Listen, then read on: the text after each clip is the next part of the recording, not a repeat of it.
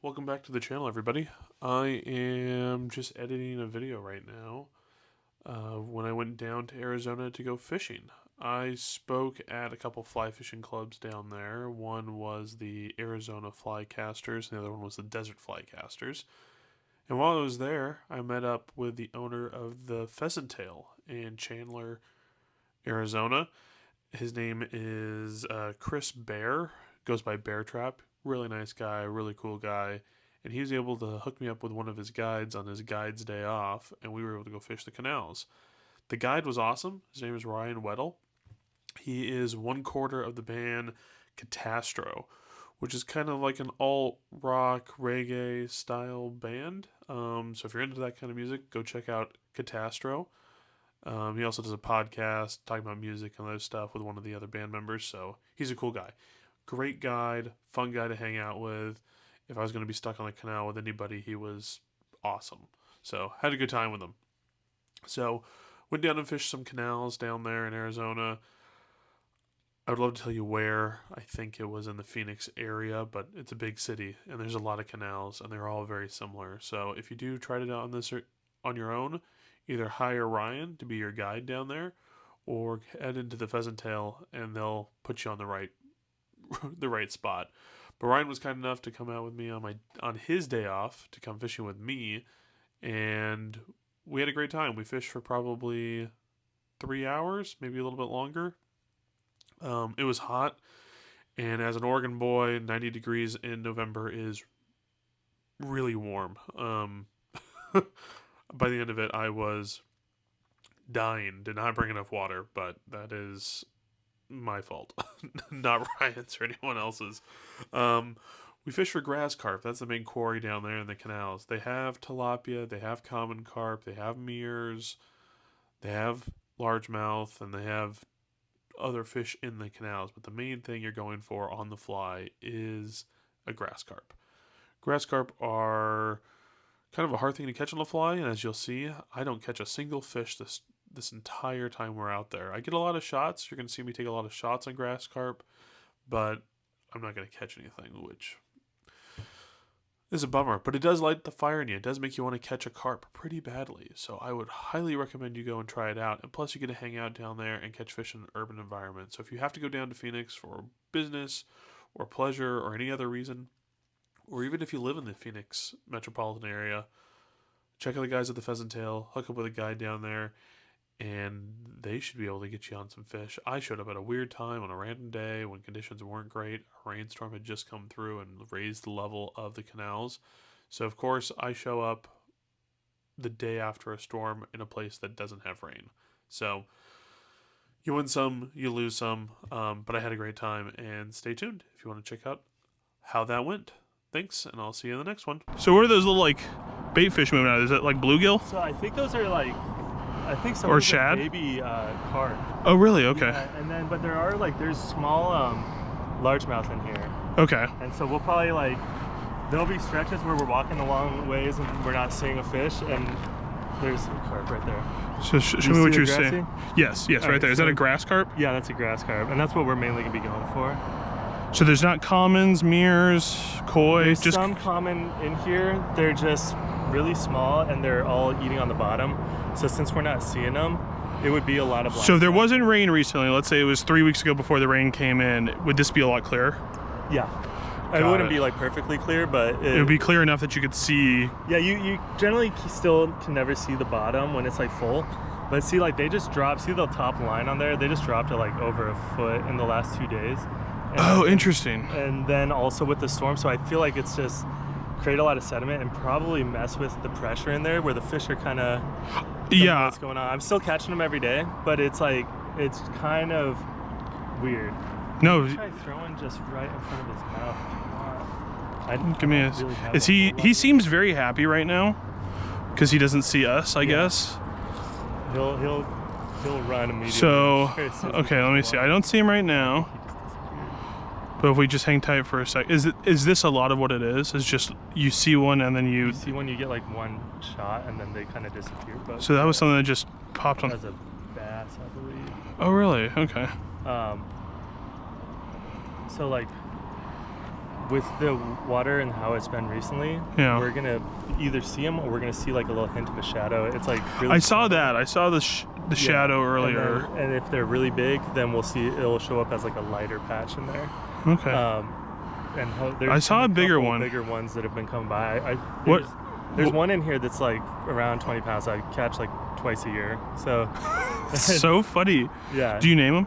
No, not yet. I need to though. If you catch him if you know him that well, if you know his zip code, you might as well give him a name. All right, we'll just keep on. Okay, no problem. I will treat it more like a flats game and not be totally rigged. You know, where honestly, I end up walking with a ton of you like that? So yeah. much line out. And do you burn through your line too badly doing that? Like dragging on the ground, or does it hold up okay? I just kind of curl it up. Okay. But yeah, it's pretty hard. I'm like, all your gear out here is just, the walls are really rough. Well, so there's one right there I'm seeing, and he just, oh, there you go. So they're like, when they're eating on the wall, you can like. Are they tougher? If I was like really guiding you, I'd be like, all right, let's throw at it. But realistically, like we're not gonna get it to turn around. Okay. Or you can bounce it like perfectly off, and it will land right in front of them. Like maybe. So again, there's another wall fish. Yeah. Is it worth? See, we're behind. That looks like a common. Yeah, it might be a really small common. Or there's tilapia in here as well.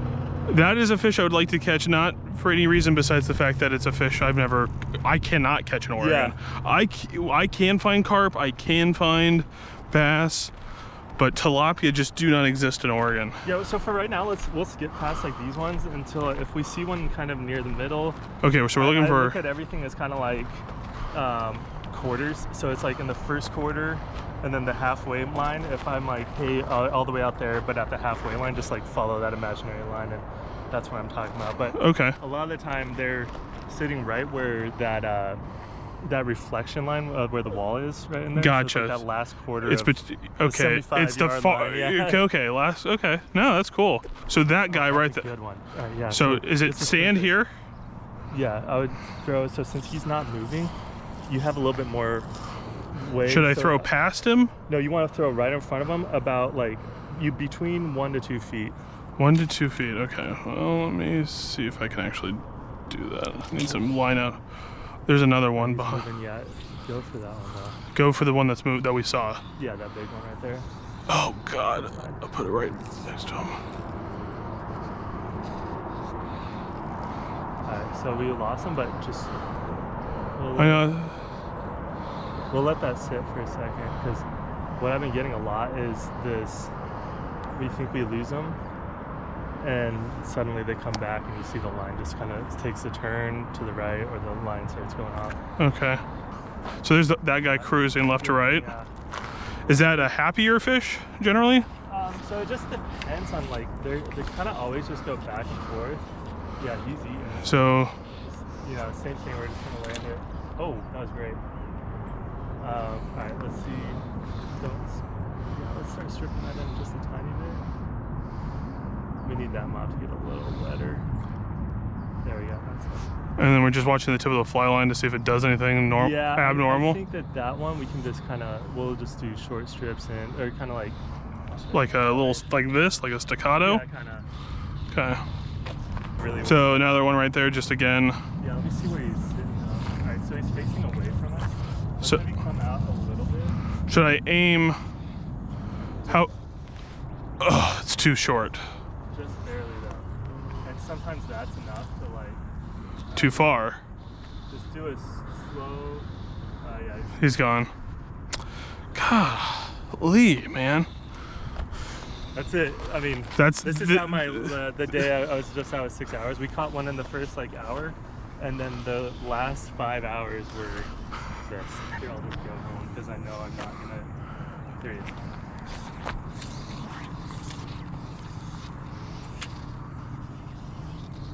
That's fine. Just stripping in slowly. Yeah. Oh. Let me just leave it. Just too quick. This might be one where we want to watch the line. Sometimes he looked at it for a brief second. I don't think he fully turned. Do you ever think they get bored of a chartreuse mop? So I'm seeing I think maybe we should do like just a couple blind casts where let's toss it all the way Oh, up there's to, one. like, oh, there we go. Yeah. You were so spot on.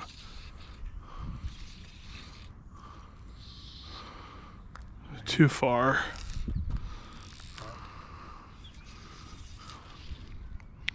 Too far, man. I gotta. Oh.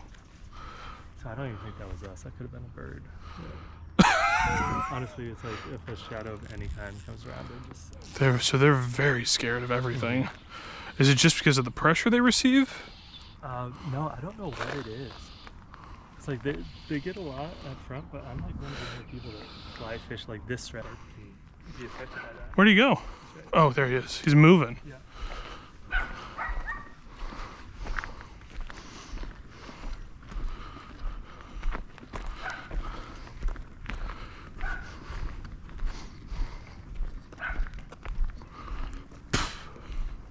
How long are you in town for? We leave tomorrow. Oh, no. So you have your brothers out here, you said? Yeah, my little brother. He's a couple years younger than me. He's married and has a wife and 2 kids. Just had a daughter. And so, well, I came out to speak specifically to do that. And then initially when I first planned this to come out here, he didn't have a daughter.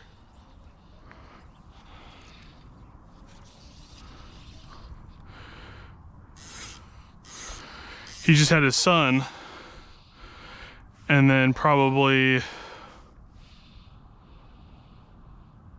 good grief, it was right on my fly. So,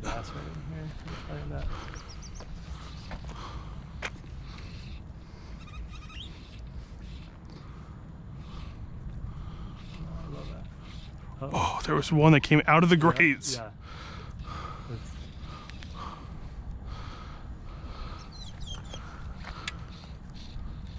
Let's go, monster bass. I don't know why I like these little guys. They're so funny and like so aggressive. They'll go for flies that are way too big for them. Oh, absolutely. Oregon probably has some of the best smallmouth rivers in the world, in my opinion. The Umpqua and the John Day, specifically the Umpqua, I think is awesome because it's incredibly accessible, and you catch 100 fish a day. Where am I? Right in the middle, little bass. Yeah, strip it. Strip it, he was gonna go for it. Oh my gosh. Everyone's so picky today. I know. Well, it's canal fishing. It's like, people are like, all right, so what's like a really good day? It's like, if you catch one, that's like a great day. Really? It's, I mean, yeah, the more you do it, the more it just starts to happen, but it's really, sometimes, no matter how good you are, it's up to the fish, you know, you can just... I tell people that sometimes, too. I'm like, sometimes it's not your fault, sometimes it's the fish's fault. There's a ton of little bass up in here. Where are you? The halfway mark. Halfway mark. Wow, you do have Like, tiny guy. Oh, you just did. You do have a set of eagle eyes, man. It's just walking this all day.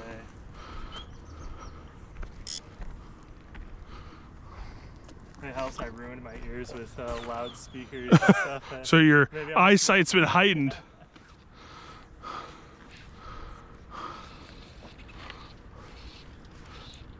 There's usually a couple of carp up in this area. Oh, I had something chase my fly. Yeah, sometimes I'll throw it and just try to like skip it, kind of like a little popper. Let's see if I can get it. Here you go, I'll get this guy.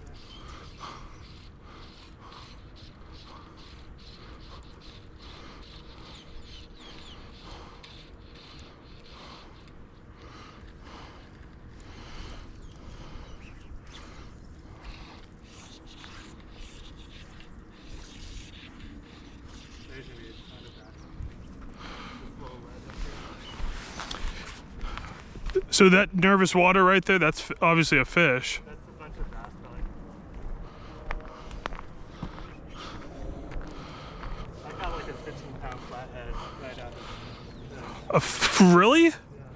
So are the flathead being put in here by the company? I don't know where those, like, I don't know where everything gets in, because, like, I don't think tilapia might be provided by them, but... I think tilapia would be, because I've heard tilapia are used to clean out fish tanks. Yeah, I don't think bass. I don't know. Bass are really hardy, so we Sometimes like straight up fish that are in here, like Oscars. goldfish, and the stuff that people will, you know, tell their kids the fish died, and they'll come to the canal and toss it in. And sometimes they cry.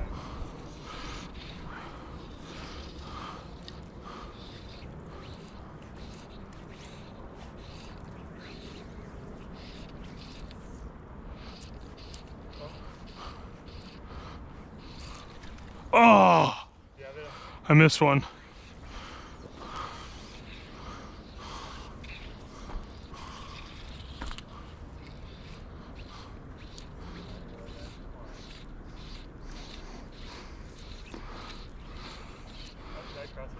No, you're good.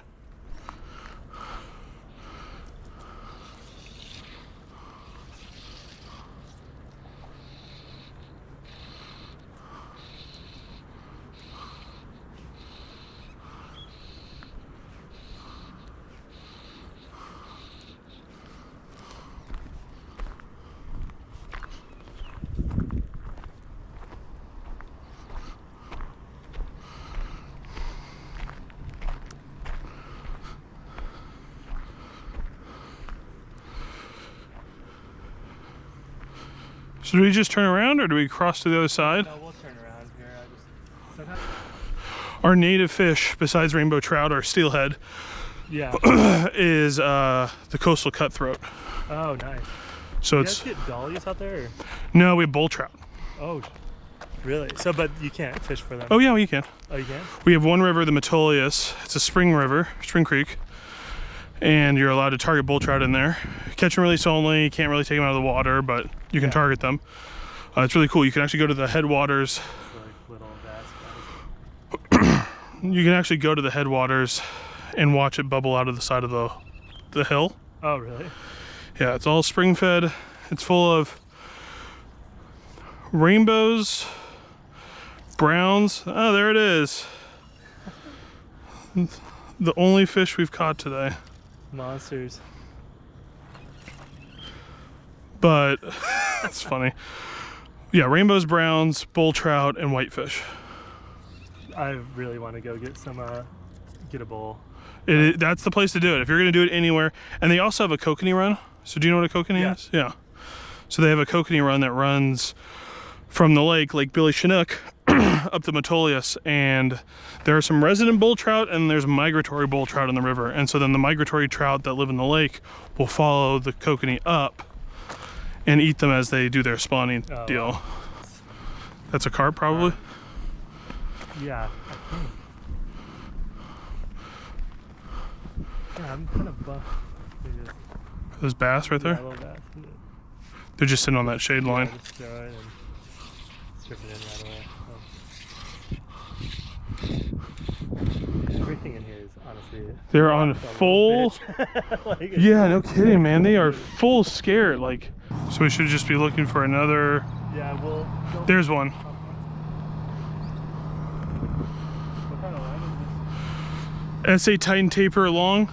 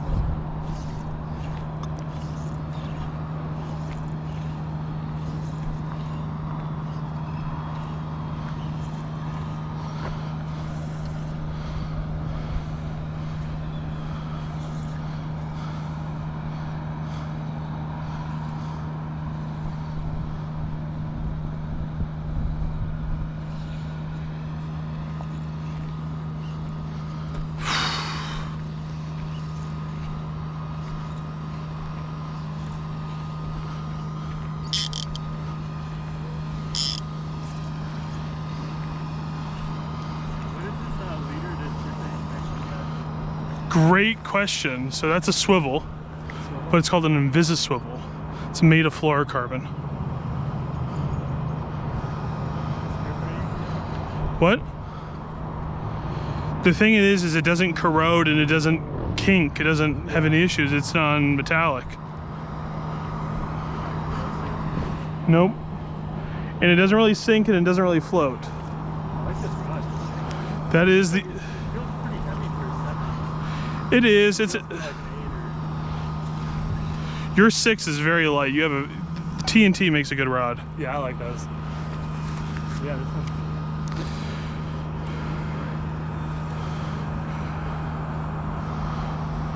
It's my go-to smallmouth rod. Yeah. Yeah. I like the little, like, the fighting butt. The fighting butt's nice. They have it in a 6-weight version. And they have a 5-weight that's really fast that I have that doesn't... I've never fished an Echo. Really? Oh, big fan of them. Big fan of Echo. And their customer service is bar none. Yeah. They're based out of Washington. Okay. So I was fishing with a buddy and he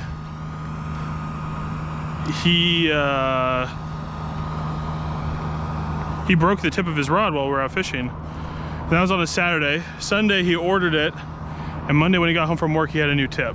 Nice. Damn, that's fast. We are pretty close. Oh, sorry.